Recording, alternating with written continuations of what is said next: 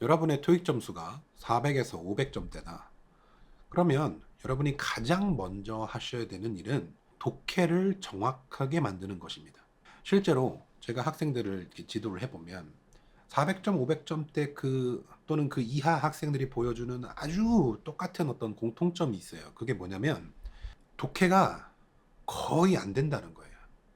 그러니까 이 독해를 시켰을 때 그 독해가 해석이 물 흐르듯이 이렇게 부드럽게 나와야 되는데 그게 아니고 뭐 좀 해석이 되다가 끊겼다가 해석이 되다가 끊겼다가 끊겼다가 되다가 끊겼다가 막 이런 식으로 연결이 안 된다는 거예요.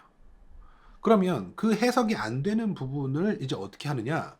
뇌피셜로 메꾸는 거예요. 뇌피셜로 메꾼다고. 그냥 느낌 가는 대로 해석을 한다는 거예요. 저는 그걸 이제 소설 쓴다고 보통 그러는데 원문의 원문과 전혀 상관없는 해석을 하는 거예요. 토익 시험은 그렇게 어려운 시험이 아닙니다. 진짜 어려운 시험 아니거든요. 토익은 어, 여러분이 그 주어진 글을 정확하게 읽기만 하면 그 주어진 문장 하나하나를 정확하게 읽기만 하면 틀리기가 어려워요. 토익은 그런 시험이에요. 뭐 배배 꼬고 막 그런 게 없다고. 그런데 그럼에도 불구하고 여러분이 문제를 틀린다. 그건 뭐예요? 그냥 딱 하나예요. 독해가 엉망이라는 거죠. 그러면 독해를 정확하게 하기 위해서 뭘 해야 되냐? 그걸 하기 위해서 단어와 문법이 필요한 건데 또 이렇게 얘기하면 그러면 단어장을 외워야 되나요? 뭐 이런 식으로 생각을 하는 거죠. 저는 이제 제가 영상에서도 여러 번 말했지만 단어를 단어장으로 외우는 것만큼 비효율적인 일이 없다고 생각합니다. 그러니까 단어라는 것은 문장을 독해하면서 그 본인이 모르는 단어가 나올 거 아니에요? 그거를 사전에서 직접 찾아봐야 돼요. 찾아보는데 어떤 단어를 이제 사전에 이렇게 쭉 찾아보면은 뜻이 막 여러 개가 나온단 말이죠. 막 여러 개의 뜻이 나와. 그러면 이게 진짜 중요합니다. 단어 공부에서. 그 여러 개의 뜻들 중에서 지금 이 맥락에는 어떤 뜻이 들어가야 될까? 어떤 뜻으로 해석을 해야 지금 이 맥락을 부드럽게 해석할 수 있을 것인가? 그거를 고민하셔야 돼요. 근데 그게 아니고 그런 사전을 찾아보는 행위 자체를 안 하시는 분들도 계세요.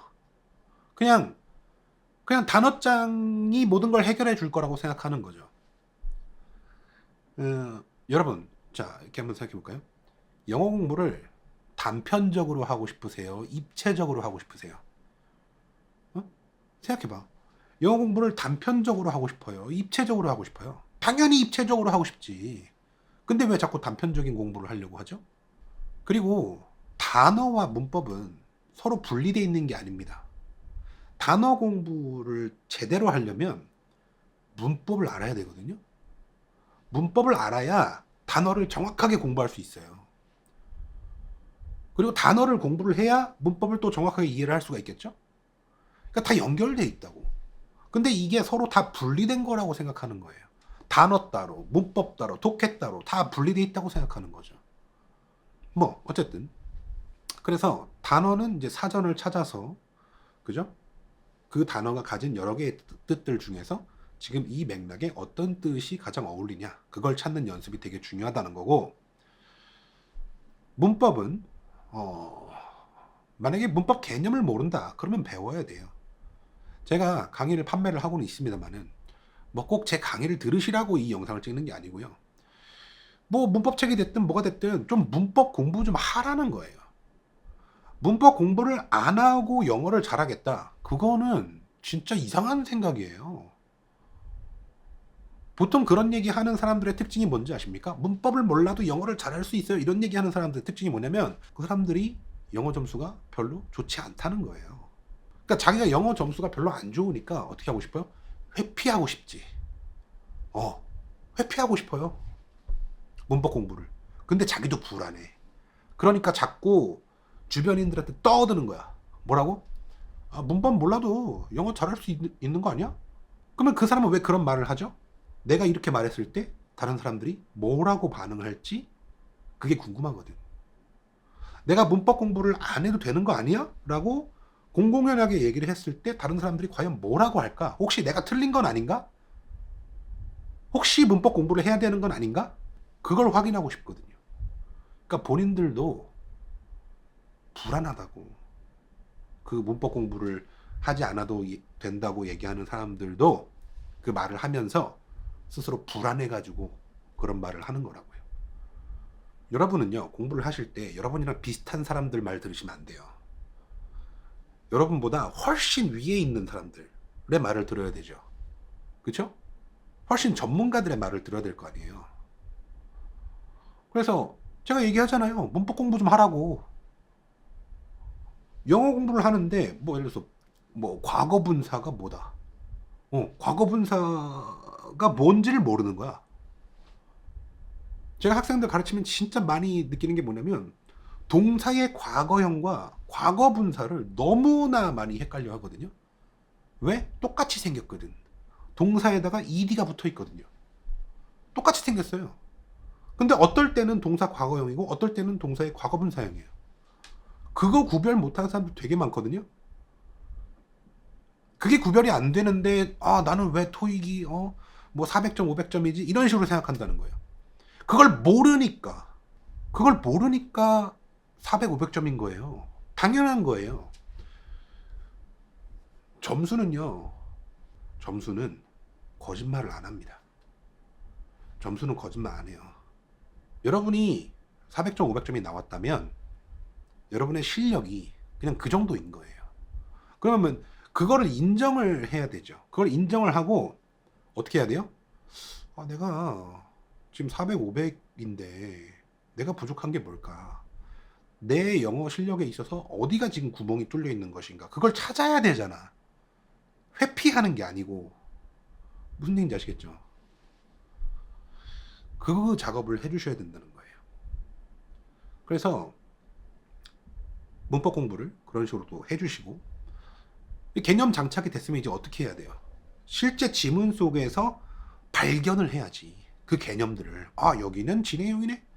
이거는 수동태를 썼네. 이거는 오형식이네. 이거는 오형식의 수동태네. 그래서 해석을 어떻게 해야겠네? 까지 나와야 되죠. 여러분 이렇게 입체적으로 공부하십니까? 한번 생각해 보세요.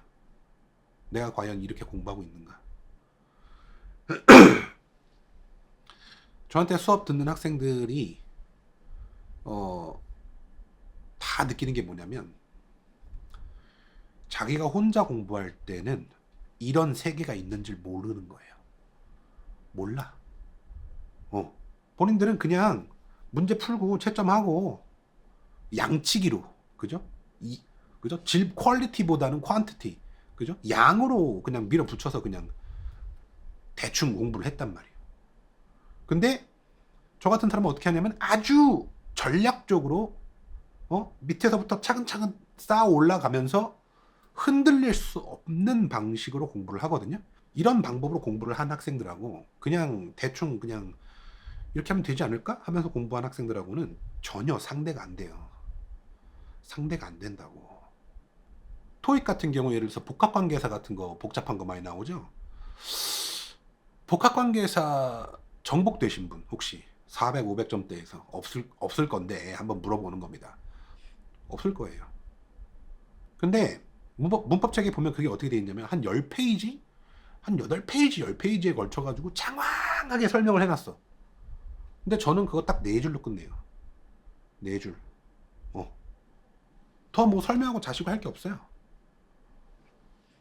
그 4줄만 가지고 그냥 모든 복합관계사를 다 처리할 수 있다는 거예요. 근데 여러분들은 그걸 모르죠. 경험해 본 적이 없지. 그러니까 자꾸 어떻게 해요? 막 감당도 못할 그 문법책의 어떤 복잡한 내용들을 외워가지고, 그죠? 이해하는 것도 아니고, 여러분이 이해를 하면 차라리 나. 근데 이해하는 게 아니라 외워서 어떻게 해보겠다. 택도 없는 소리라고. 그래서 여러분이 400점, 500점대라면 방금 제가 말씀드린 것들을 집중적으로 공부를 해주시라. 그런 말씀을 드립니다. 네, 오늘 영상은 여기까지 하겠습니다. 감사합니다.